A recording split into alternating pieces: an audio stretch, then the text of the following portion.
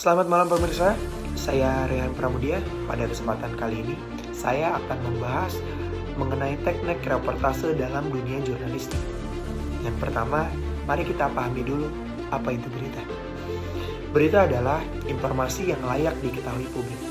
Ada beberapa nilai berita yang membuat sebuah peristiwa pantas diberitakan.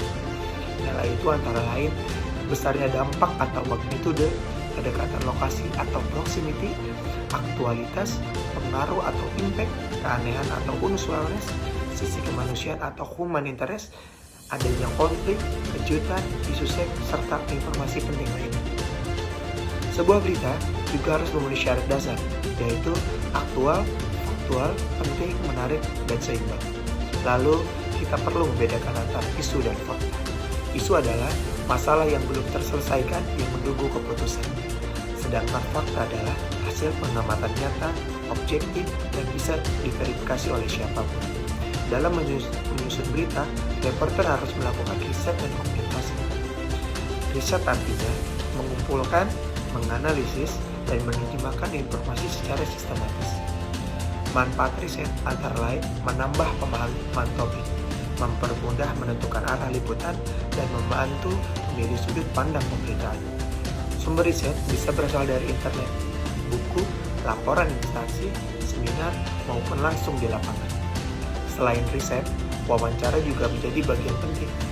Bentuk wawancara bisa beragam, tertutup, terbuka, konferensi, kelompok, individual, terpimpin, atau bebas. Pemilihannya bergantung pada kebutuhan liputan dan narasumber. Nah, sekarang kita masuk ke inti. Apa itu reportase? Reportase adalah proses pengumpulan data untuk penulisan karya jurnalistik. Objek reportase bisa manusia, buku, tempat bersejarah, atau peristiwa. Jika objeknya manusia, maka reportase dilakukan melalui wawancara. Dengan kata lain, reportase adalah kegiatan meliput, mengumpulkan fakta, lalu menuliskannya kembali dalam bentuk berita. Media penyampaiannya bisa berupa media cetak, seperti koran dan majalah, atau media elektronik seperti televisi, atau radio dan internet. Proses reportase biasanya dibagi dalam 3 tahap, yaitu praproduksi, produksi, dan pasca produksi. Tahap pertama adalah produksi. Ini adalah tahap perencanaan liputan. Ada rapat perencanaan atau rapat proyeksi yang dipimpin oleh penanggung jawab media. Tujuannya adalah menghasilkan liputan berkualitas, menyusun kebijakan redaksional, dan menentukan topik, tim liputan, sudut pandang berita, serta narasumber. Pada tahap ini, riset dilakukan untuk memahami isu yang sedang hangat maupun isu lama yang masih relevan. Tahap kedua adalah produksi, yaitu proses liputan di lapangan. Di sini, reporter bertemu dengan narasumber. Narasumber bisa siapa saja yang relevan dengan peristiwa. Reporter harus memahami karakter narasumber, karena ada yang banyak bicara, ada yang justru balik bertanya. Bahkan, ada yang sulit ditemui.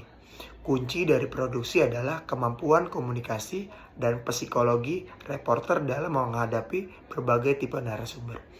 Jika narasumber menolak diwawancara, reporter bisa mencoba pendekatan lain, misalnya lewat keluarga, sahabat, atau rekan kerja. Tahap terakhir adalah pasca produksi. Pada tahap ini, semua data yang sudah dikumpulkan harus dihimpun, dipilah sesuai kebutuhan, lalu masuk ke proses editing. Setelah itu dilakukan evaluasi, hingga akhirnya berita siap dipublikasikan kepada masyarakat. Kesimpulannya, teknik reportase bukan sekedar menulis berita, tetapi mencakup perencanaan yang matang, riset yang mendalam, kemampuan menggali informasi, dan pengolahan data yang tepat. Dengan semua tahapan ini, reporter dapat menghasilkan berita yang akurat, seimbang, dan bermanfaat bagi publik. Sekian dari saya, kurang lebihnya mohon maaf. Saya Rehan Pramudia, izin pamit, undur diri. Wassalamualaikum warahmatullahi wabarakatuh.